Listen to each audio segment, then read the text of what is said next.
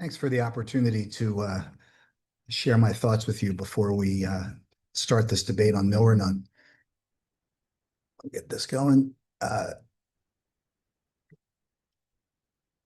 going to talk a little bit about history because those who don't learn history are doomed to repeat it. Very famous saying by Castaneda, but I'm also reminded what Tom Spray reminded me, which is that once you start giving the history talks, you've got one foot in the grave. I also want to give a shout out to our good friend Darren Klugman. Every year at this meeting, one of us would have to wear the jersey of the other person's favorite team. And this year, Darren, you would be wearing an Eagles jersey like I'm wearing today. The full version of this is going to be on my YouTube channel. You can subscribe to it here. There are a whole bunch of other historical lectures and whatnot there.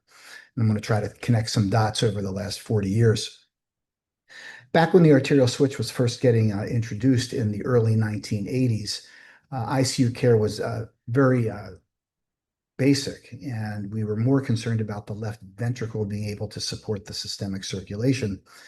And when I look back at that very first paper, it was interesting that almost none of the patients required any inotropic support after the operation, and the stay in the ICU was short and averaged a week in the hospital. Pretty incredible. And you could see in green, all we had back then was pretty basic monitoring. We didn't have the benefit of all the things that we utilize today. Also, right around that time was some really classic work by Sunny Anand and Paul Hickey looking at high-dose sufentanil for anesthesia and postoperative analgesia in this group of patients. And if you don't know this history, it's important to know that the patients that had lighter anesthesia and lighter sedation and analgesia in the ICU had more significant hyperglycemia, lactic acidosis, and postoperative problems as well. And there were fewer postoperative deaths in that group. And at that time, this was sort of the mid-1980s, we were using very high dose fentanyl in the operating room and in the ICU. To go back to a paper that we published looking at the arterial switch experience through 1992, 470 patients. The overall mortality at that time had dropped to about 2%. And in that context, patients were getting 50 per kilo of fentanyl with neuromuscular blockade, an additional 10 per kilo periodically during the case. It wasn't uncommon to get another 15 per kilo. We're rewarming. Oh, we're going to go up to the ICU. Here's another 10. And then once we get up to the ICU, why don't we start an infusion of about 10 to 15 mics per kilo per minute of fentanyl for about 24 hours. And it was in that context that we did the Boston circulatory arrest study. So high dose perioperative fentanyl and intraoperative fentanyl. And this gave us the opportunity, this study gave us the opportunity to measure cardiac output for the first time in babies that were undergoing this operation. From the outside, the way they look to all of us clinically, good blood pressure shown there, nice low pulmonary artery pressure shown there. Nice low filling pressures that got better by the next morning. We created an inotrope score to compare the two groups. They were on an average of about 7 of dopamine on that dose of fentanyl. And what we measured, and many of you are familiar with this slide, was this curve that showed a fall in cardiac output in the first postoperative night. 25% of the patients dropped below 2, and the average fall per patient was about 33%. Didn't affect mortality. It's important to point that out. And that was at a time when the median duration was 3 days of ventilation, 5 days in the unit, and 9 days in the hospital. I think it's longer now. I'm not sure, but I'd love to see that data. Anthony and our group started to publish the use of Milrinone for established low cardiac output. And as you can see here, there was a significant improvement in a patient in low output in both cardiac index, a fall in left atrial pressure, a fall in pulmonary vascular resistance. If you want to see these slides again, they're on my YouTube channel. And at the very first meeting, even before we were a society, Anthony Chang, Dave Wessel, and myself had the opportunity to present all the data that I just showed you, and that's about 20 years ago now. So raise your hands, don't be shy. When you use Milrinone in a postoperative neonate, what's your typical dose? A, B, how many use between 0.3 and 0.7, usually 0.5, and how many use higher dose, C? Look around the audience, remember what you chose. In 2003, this paper was published. The study was started in 1999. Tim Hoffman was the first author where we were looking at preventing low cardiac output now that we were armed with this data. The primary endpoint was a clinical diagnosis of low output where we either added another drug or doubled the existing pharmacologic support or needed to use mechanical circulatory support. The laboratory parameters were not utilized in the primary outcome, and neither was clinical low cardiac output without meeting the primary endpoint.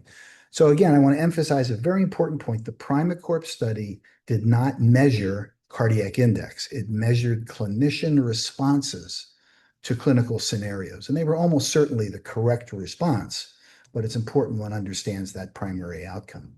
There was a high dose of 75 loading plus 0.75, 25 loading in the ICU, which we rarely do, followed by an infusion of 0.25 and a placebo arm. And statistically, only the high dose arm reduced the incidence of clinical low cardiac output syndrome, as well as reducing all clinical events. So as a quick summary, 25% of patients develop low output. It naders in the middle of the night. It did not seem to impact mortality. And Milrinone reduced the clinical findings consistent with low output in children with two ventricles, but only at 0.75. And the lower dose was not significantly related to a decreased risk. Think about where you voted. Did you vote in the one that had either no effect, was not studied, or the only one in a randomized clinical trial to be shown to be safe and effective? We asked for clinical trials. Do we follow the guidelines? Tim Hoffman, this is Tim and I in 2001, and I'm going to share some time with you. So with me is Dr. Tim Hoffman, who's the Chief Pediatric Cardiology at UNC and a dear friend. Tim, tell us what happened in the ICU back when you were a senior clinical fellow. Yeah, so thanks, Gil, for inviting me to talk today. You know, this is a story of great timing and a lot of strong support. So I was entering my fourth year advanced fellowship, and Gil and I were walking the halls and talking about what is the next research project we should work on together. And we both said, we should do something with Milrinone. It's hot right now. It's probably the right thing to do. So Gil smartly said, put together some sort of outline of what a trial might look like, which I did in one day. That was a typical thing we did at CHOP. We tried to do things very efficiently. Gil, to his credit, looked at it within 24 hours, gave me a red line copy, and I fixed it up, and I had this 2-page outline of what we thought we could study with Milrinone.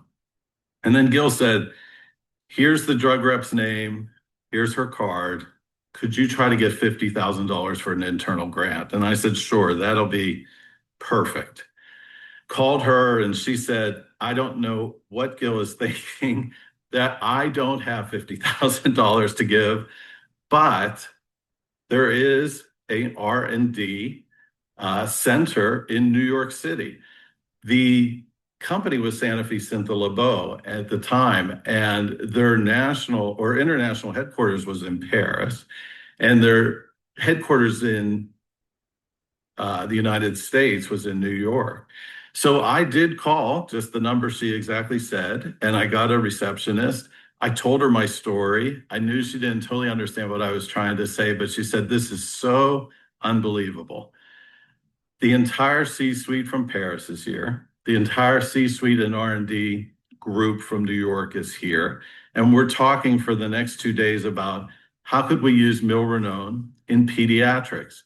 Can I put you on speakerphone? And the immediate answer was yes. And for 2 hours, I talked to these people that I didn't know, told them what we were thinking, and we hung up. Within a week, I ended up on the FDA advisory panel for Milrinone use in pediatrics. I met Anthony Chang there, David Wessel, myself. I think I failed to tell Gil I was going, but I did go. I think that's right. And then I spent the day there. I didn't say a word. I was, you know, a very young, inexperienced person with giants to my shoulders. But after it was over, I walked up with my 2-page outline. I handed it to somebody that moderated the session and said, this is our thought. You can have it. If you ever want to let us know if this is worthwhile, Here's how to get in touch with me. I left, came back, and then a lot of things happened within the next few weeks. And before you knew it, I was able to go back to Gil and said, I think we got more than the $50,000. And it turned out to be 6 million. And that kind of began the whole process. Well, that opens up the door for everybody in the audience for their next clinical practice and their next clinical trial. Thanks, Tim. If you look through that paper, you'll also notice that the half-life of Milrinone was related to age, as you can see here. We did some population pharmacokinetics in Milrinone and hypoplastic left heart syndrome, recommending a lower dose. But by 2007, basically everyone on the left-hand bar there was using Milrinone. So is Milrinone friend or foe? I would ask you all the following questions. What's the incidence of low output now? In what age? In what disease? How do we define it? We tend to use Milrinone at doses not supported by the trial and in different types of patients and different doses based on age. So is this a Milrinone question, or is there really a way to prophylactically reduce the risk of low cardiac output? If so, who should be treated? All or some? How do we determine this? How do we balance proactive versus reactive care? How do we measure intentional inaction? And how do we balance fear versus trust and experience? And we know that most patients do this, some patients do that. It's not the other way around. And how do you identify that patient? Try not to have fear and instead bring them back to their normal baseline within 24 hours. So I want to thank everybody for your attention, and I look forward to seeing the results of this.